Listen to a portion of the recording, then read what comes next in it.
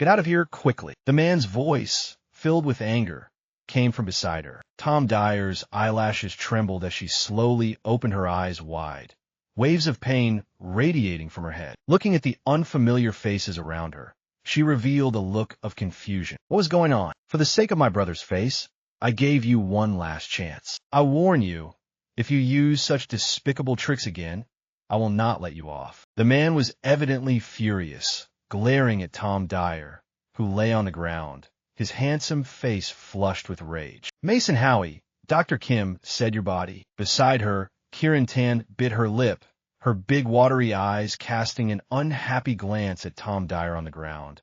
Then she whispered to Jasper Morrow. Jasper Morrow had just drunk the sugar water brought by the servant, and soon his breathing became rapid, his whole body starting to heat up. At that moment, he saw Tom Duyer, dressed in a revealing nightgown, running straight into the study. How could he not understand what was happening? The foolish woman, Tom Duyer, had set a trap for him. He had always thought Tom Duyer was stupid and mindless, never expecting her to have the audacity to drug her brother-in-law. Jasper Morrow clenched his teeth, his handsome face glistening with a thin layer of sweat. Although he had taken the medicine Dr. Kim provided, it wouldn't take effect so quickly. His body still felt extremely uncomfortable. Looking at the little wife Kieran Tan beside him, his gaze darkened slightly. Taking a deep breath, Jasper Morrow instructed the servants, "Take Tom Duyer back. This matter should not be spoken of outside. Just let my brother know. As for our grandfather and parents, none of you can say a word. Otherwise, even if this is Tom Duyer's foolish mistake, it will still bring scandal. I absolutely do not wish for my name to be associated with her." Jasper Morrow's sharp gaze was enough to frighten the two servants, who quickly bowed their heads and replied, "Yes, young master." Watching the two servants help Tom Duyer away, Jasper Morrow then held Kieran Tan's hand. "Help him." The look in his eyes made it clear. Kieran Tan's fair face flushed, a wave of heat radiating from her palm. She shyly nodded. What happened tonight might not be a bad thing for her. Meanwhile, Tom Duyer was being supported by the two servants, her whole body aching, waves of pain radiating from her head. It was evident that she had fallen hard just now.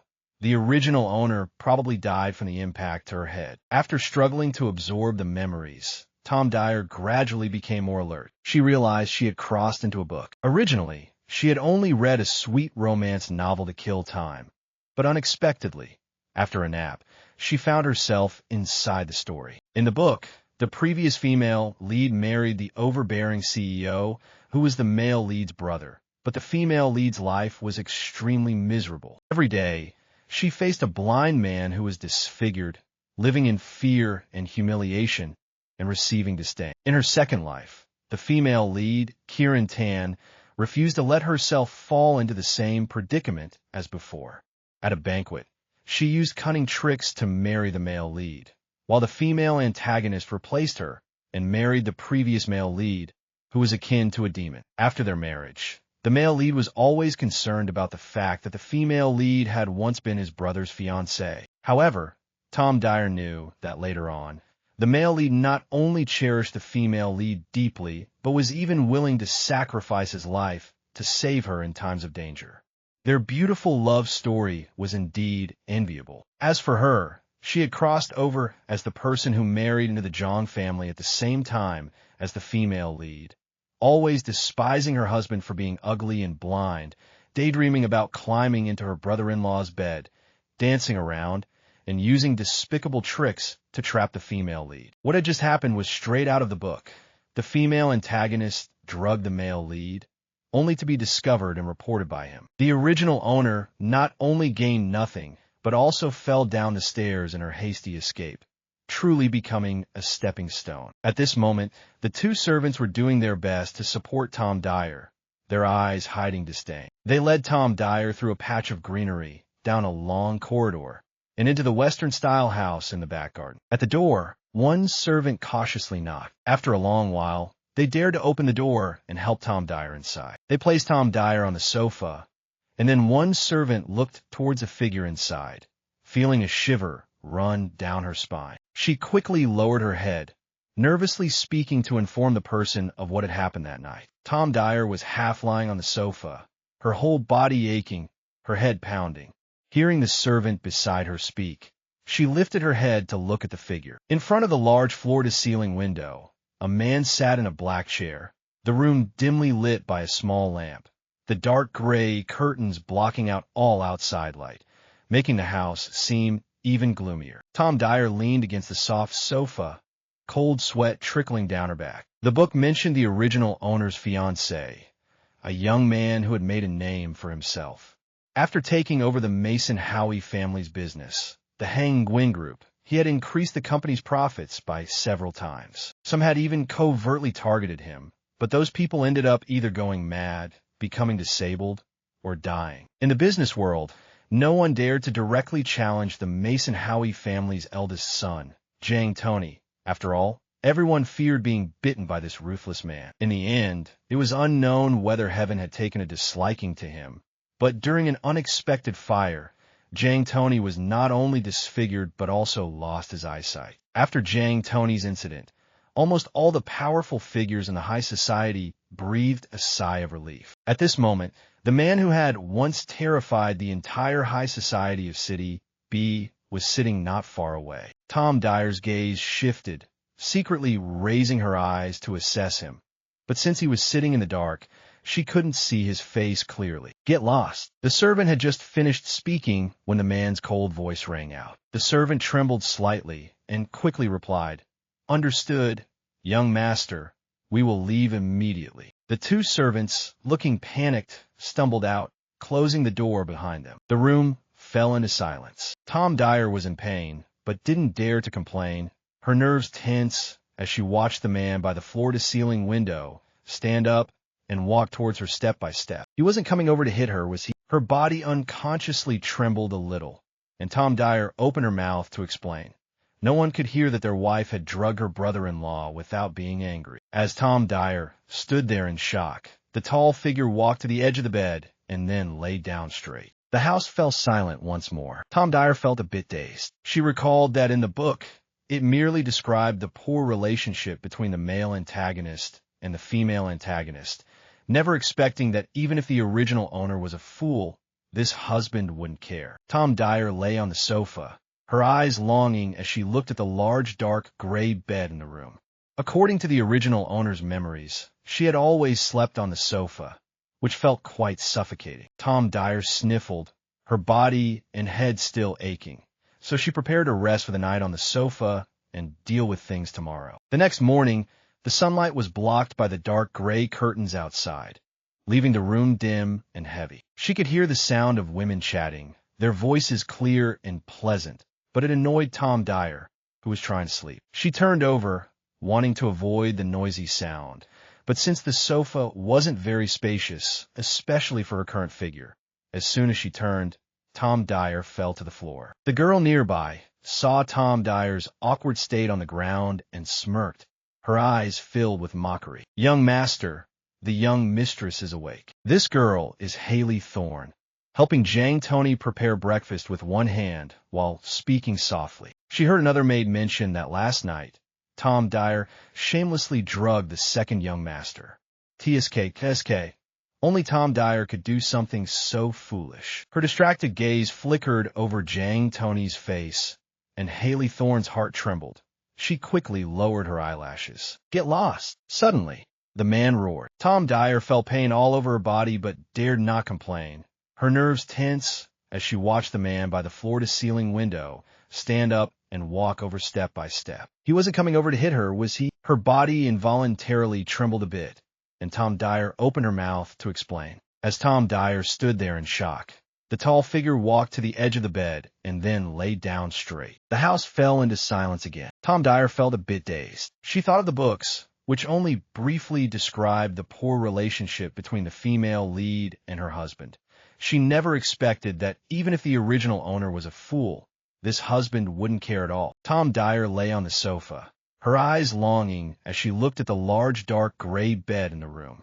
According to the original owner's memories, she had always slept on the sofa, which felt really suffocating. Tom Duyer sniffed, her body and head still aching, so she prepared to rest for the night on the sofa, planning to deal with things after waking up the next day. The next morning, the sunlight was blocked by the dark gray curtains outside, leaving the house dim and heavy with darkness. The sound of women chatting reached her ears, melodious yet annoying, making Tom Duyer, who was still sleeping, feel quite irritated. She turned over, wanting to escape the noisy sound, but because the sofa was not very spacious, especially for her current body, as soon as she turned, Tom Duyer fell to the ground. The girl saw Tom Duyer struggling on the ground and smirked, her eyes filled with mockery. "Young master, the young mistress is awake."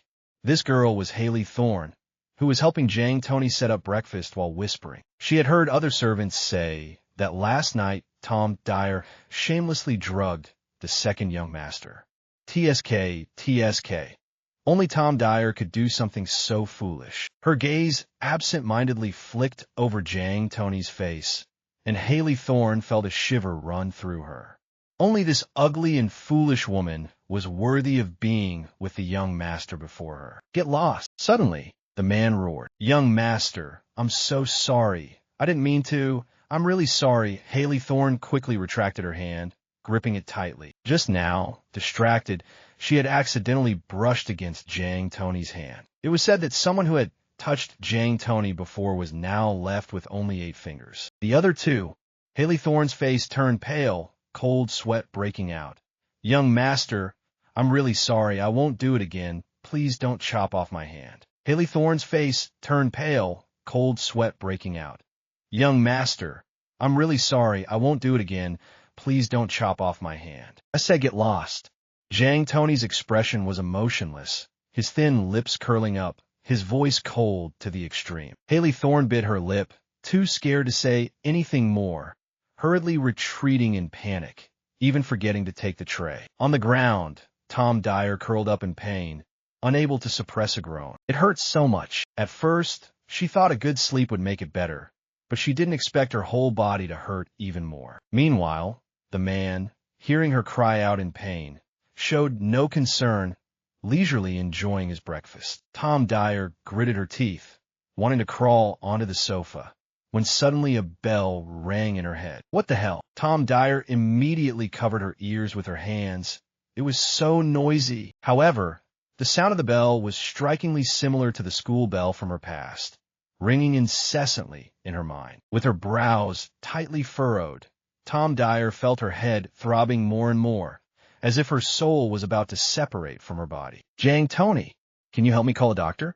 My head hurts so much." The pain was becoming increasingly intense, and Tom Duyer had no doubt that she might die in the next moment. But at the dining table, Jang Tony remained indifferent, continuing to eat breakfast. Not receiving a response, Tom Duyer looked up, and because it was daytime, she could clearly see Jang Tony's appearance. Her pupils slightly constricted, Tom Duyer stared blankly at him. His straight back and the way he ate with such grace were indescribably elegant. However, when her gaze landed on his face, her admiration immediately vanished. In the books, it was described that Jang Tony's face was burned. She saw a scar on the left side of his face that stretched from his temple to his chin, a pinkish scar that was uneven and somewhat resembled raw flesh, fierce and repulsive. Jang Tony slowly chewed his food, his dark eyes lacking any focus, and he was ugly, exuding a sinister and cold aura that made others shiver in fear. Tom Duyer hid her shock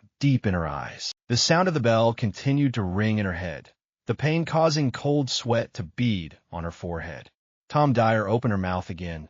"Jang Tony, help me." She knew that Jang Tony had a doctor who specialized in treating his eyes. With just a phone call, the doctor would come immediately. The original owner had hit her head in a fall yesterday, and now her head hurt so much, plus hearing the bell, it was obviously a manifestation of after effects, causing hallucinations. "Are you having a headache?" The man finally responded, his voice cold yet pleasant to hear. "Yes, it hurts so much. Jang Tony, please help me call the doctor." Tom Duyer was in so much pain that tears were streaming from the corners of her eyes. Jang Tony still scooped up a piece of sweet cake, putting it in his mouth, and after a long while, he slowly opened his mouth. "Then what does that have to do with me?" His casual remark made the listener's heart tremble. With trembling eyelashes, Tom Duyer looked at the expressionless face before her. His deep black eyes sent a chill down her spine. She knew that what he said was the truth. He basically didn't care whether she lived or died. Tom Duyer bit her lip, and after their direct interaction, she realized that this male lead, Jang Tony, was even colder than described in the book. At that moment, the ringing in her head continued unabated, causing her features to tighten in discomfort. No, she couldn't wait any longer. She needed to get to the hospital. If she delayed any further, she might just collapse in a few seconds. Tom Duyer struggled to stand up, then reached for her bag placed on the sofa and next to the small table, ready to head out. Just then, a short and clumsy figure approached. A little classmate was cradling a white cat in her arms, walking somewhat unsteadily, making Tom Duyer suspect that the cat might fall to the ground at any moment. Oomph! As the little classmate passed by Tom Duyer, her small nose wrinkled in disdain, and she let out a cold huff before walking over to the table beside Jang Tony, looking up at him with big eyes and saying sweetly, "Daddy, good morning." This little one was Jang Dine. She placed the cat at her feet and then waddled over to the corner of the room, straining to pull a chair toward her before plopping down. On the table, there was only a bowl of fish porridge and a plate of bread left. Jang Dine's big, shiny eyes scanned the table, and upon not seeing any cake, she pouted, knowing that her father had eaten it all. She could only stretch her short arms to bring the fish porridge closer, bowing her little head and quietly eating her breakfast. Meow, meow. The cat obediently waited beside her, lazily dozing off. A blind person with a ruined face, a cold child, and a cat that loved to sleep. A combination that was truly absurd. But Tom Duyer didn't have the mood to pay attention to them. She needed to get to the hospital. Just as she stepped out of the room, Tom Duyer suddenly paused, astonished. Her head didn't hurt. The noisy ringing had vanished. How strange. Just a moment ago, she was in excruciating pain, and now it felt as if nothing had happened. Tom Duyer reached up to touch her injured forehead, which had only been hastily bandaged by the doctor yesterday. Logically, touching the wound should have hurt a lot, but there was not a hint of pain at all. Tom Duyer relaxed her brow, realizing that her body was fine despite rolling down the stairs. What was going on? A sudden improvement? Tom Duyer stood there in shock, turning to look at Jang Tony and Jang Dine. Was it because of this little brat? Ever since she appeared, her head stopped hurting. Tom Duyer recalled the plot points in the book. Most of it described the romantic storyline between the male and female leads, with only a few mentions of the supporting male character Jang Tony and his child Jang Dine. Tom Duyer pursed her lips, thinking about the original character. Her fate wasn't much better than the two sitting across from her. Suddenly, a rumbling sound came from her stomach. After rolling around all night, she hadn't eaten anything this morning. Looking at the little one over there, quietly enjoying her breakfast, Tom Duyer tossed her bag onto the sofa and walked over to the table. If she was fine now, there was no rush to go to the hospital. She should fill her stomach first. This is mine. Seeing the other person sitting down casually across from her and reaching for her bun, Jang Dine's small face turned serious. Tom Duyer, with a fluid motion, picked up a steamed bun filled with egg and milk, tore off a piece, popped it in her mouth, and smiled at the wide-eyed little boy staring at her, saying, "What's wrong? Can't you eat the breakfast from the kitchen over there?" If it weren't for Jang Tony sitting beside her, Tom Duyer would have loved to reach out and pinch the angry little face. In the book, after Jang Tony died, the fate of the female supporting character wasn't any better. When the male lead took over the Hang Nguyen group, he dealt ruthlessly with the female supporting character who often clung to him, leading to her family's bankruptcy and throwing her into a mental hospital. Thinking of such a tragic ending, Tom Duyer bit her lip. She had no inappropriate thoughts about the male lead and wasn't interested in getting involved in the romance between the main characters. She had just been thinking about whether the male lead might target her in the future, but she didn't want to end up like that. Jang Tony must not die. As long as he was around, even if he was blind, the male lead would still be cautious of Jang Tony and wouldn't act too harshly toward her. With that thought, Tom Duyer turned to look at Jang Tony. The light in the room was dim, but she could still clearly see the scar on the left side of his face, which only made him look worse. Tom Duyer smiled. She didn't mind that he was both ugly and blind. "Your breakfast is in the lobby. This is my breakfast with Daddy. At that moment, Jang Tony tightly pursed her small lips. Was she angry? Seeing Tom Duyer eating her breakfast, the little girl cast a pitiful glance at Jang Tony, her big, dark eyes looking sorrowful, but she didn't dare to complain out loud. Tom Duyer knew that the relationship between the original character and Jang Tony and Jang Tony wasn't good, and hearing the little one say that, she didn't feel angry. Today, I want to eat with you too. Don't you welcome me? She took a bite of the bun while smiling at the little girl. Jang Tony's face turned bright red with anger. The boy lowered his head, saying nothing as he continued to eat the porridge in his bowl. That which seemed different today. Clearly, just the day before, she had poked him with her finger, telling him to roll away a bit and not come near her, even loudly scolding him as a bastard. His small hands tightly gripped the spoon, and his brows furrowed deeply. That which definitely had ulterior motives. He wouldn't fall for her tricks. Meanwhile, Jang Tony remained expressionless from head to toe.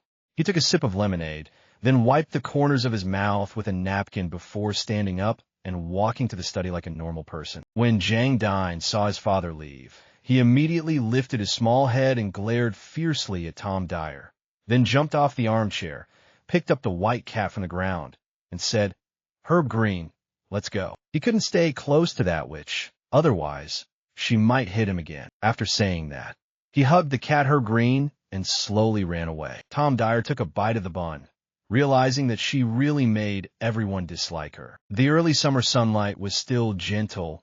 Occasionally a cool breeze blew by, refreshing and pleasant. Standing in front of the full-length mirror, Tom Duyer felt no joy at all. From the books, she knew that the female supporting character was not beautiful. Her existence was merely to highlight the kind and beautiful female lead. But at this moment, looking at her reflection in the mirror, she felt utterly disheartened. Her figure was not much different from before, standing about 168 centimeters tall, but now this body had grown quite plump, not in a curvy, attractive way, but just fat.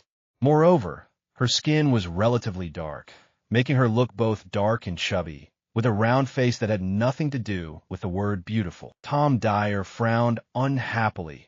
Looking at her reflection in the mirror, the more she looked, the uglier she felt. She wanted to cry. Before crossing over here, her appearance was among the best in the entertainment industry, fully deserving of the title, the most beautiful vase.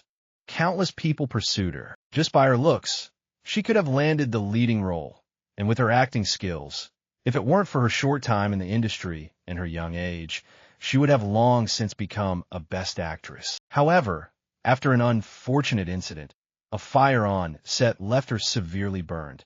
Her face was almost destroyed, and her body also suffered burns over a large area. At that time, her burns were much more severe than Jang Tony's, which was why she didn't feel scared about Jang Tony's appearance. Now that she thought about it, there were some benefits to crossing over.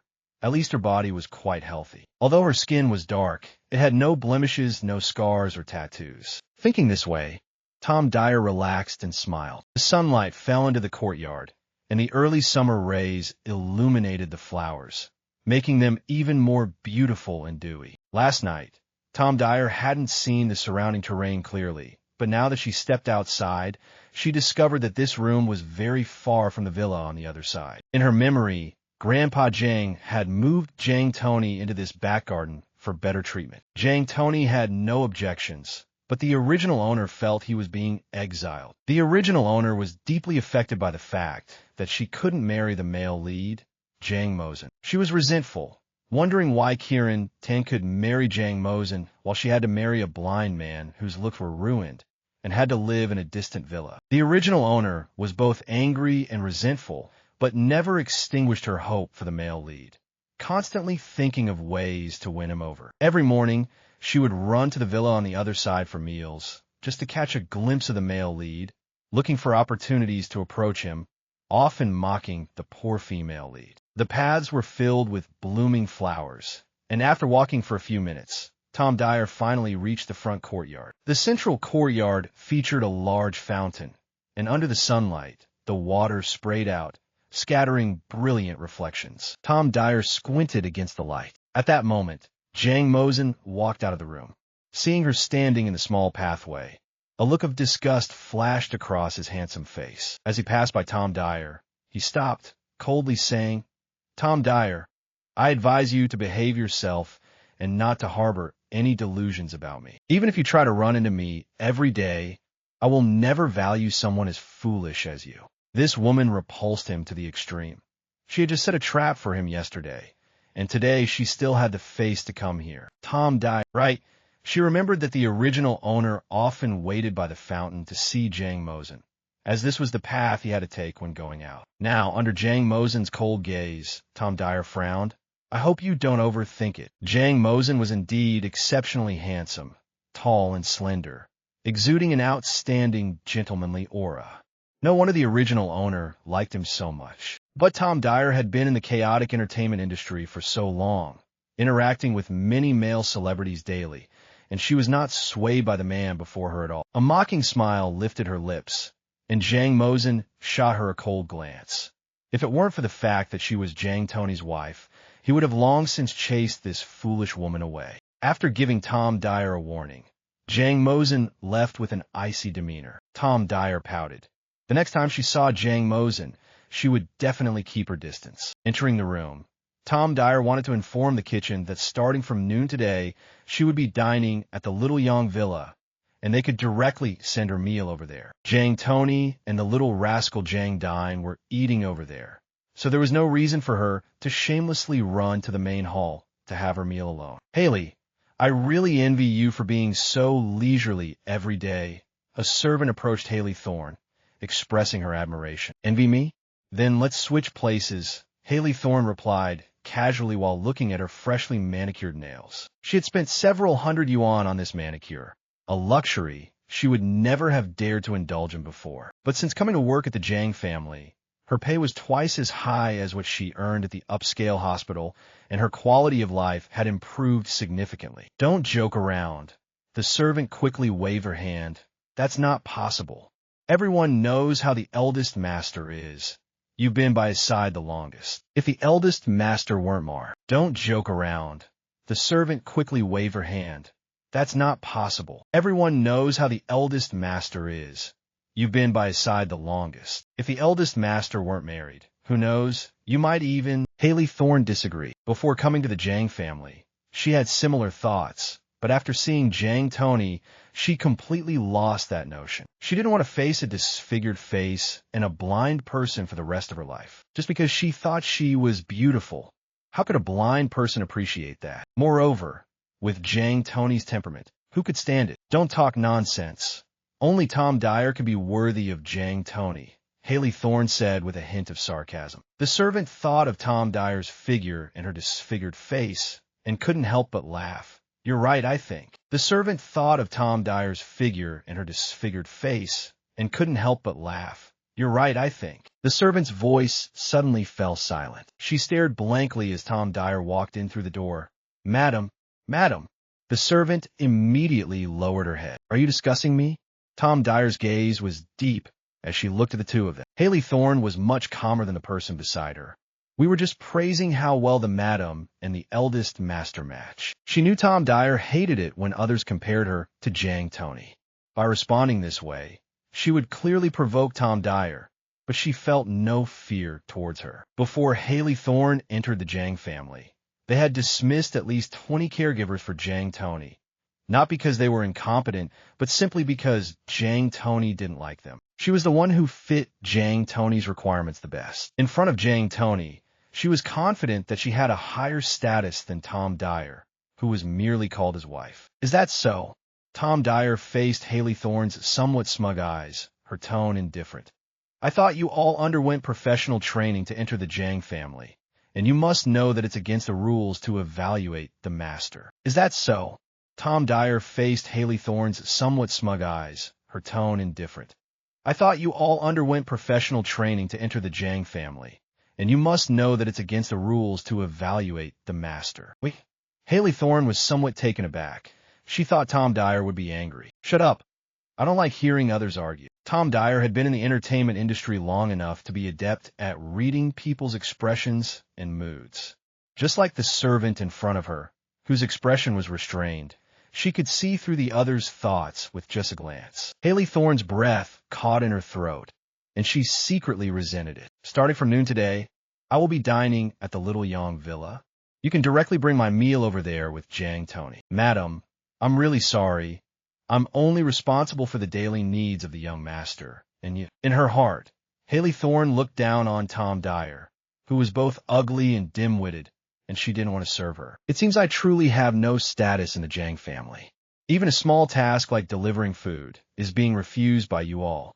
I wonder if I should ask the butler to hire someone specifically to deliver my meals. Tom Duyer said lightly. Upon hearing this, Haley Thorne's face immediately flushed red, feeling both embarrassed and aggrieved. There's no need to hire anyone else, madam. I can handle such a small task. Is that so? Then I'll leave it to you. Recently, I want to lose weight, so please make the food a bit lighter. Tom Duyer assigned the task, and then left, ignoring Haley Thorne's unwilling expression, which looked as if she had just stepped in something unpleasant. Not far from the Little Yang Villa, there was a simple swing made of rope and a piece of wood. It seemed that no one had used it for a long time, as the color of the wood had changed and was covered in dust. At that moment, Jang Dine came over, holding Rao Tom, and placed it on the swing. Rao Tom, are you done sitting? Dime will push you. The little one didn't have much strength. His chubby hands clumsily held the rope, and the swing only swayed slightly. Did you have fun playing, Rao Tom? The little boy's big, shiny black eyes were filled with envy. Jang Dine had wanted to play on the swing for a long time, but he couldn't climb up by himself, nor did he have anyone to help him push the swing. Little master, why are you out here playing? This swing is really dirty. Don't touch it. Haley Thorne pulled Jang Dine away, noticing his small hands were indeed covered in dust. Haley Thorne pulled Jang Dine away, noticing his small hands were indeed covered in dust. The little hands of Jang Dine curled up a bit, feeling a bit shy looking at his dirty hands. Little master, I'll take you to wash your hands. We still need to eat later, Haley Thorne said gently. Haley Thorne said gently. Jang Dine turned around, picked up Rao Tom, who was still lying on the swing, and said, Rao Tom, let's go wash our hands and get ready to eat. He loved mealtime the most because he could stay by his dad's side then. Haley Thorne took Jang Dine to the restroom. She glanced outside and then slowly closed the door. Setting Rao Tom down on the floor, the chubby little arms began washing their hands, scrubbing and applying soap. The little hands quickly turned back to being clean and fair. I'm done washing. Jang Dine shook off the water still on his hands, then bent down to pick up Rao Tom. Little master, wait a moment. Haley Thorne stopped him. Jang Dine's face froze. He looked up at her, asking innocently, what's wrong?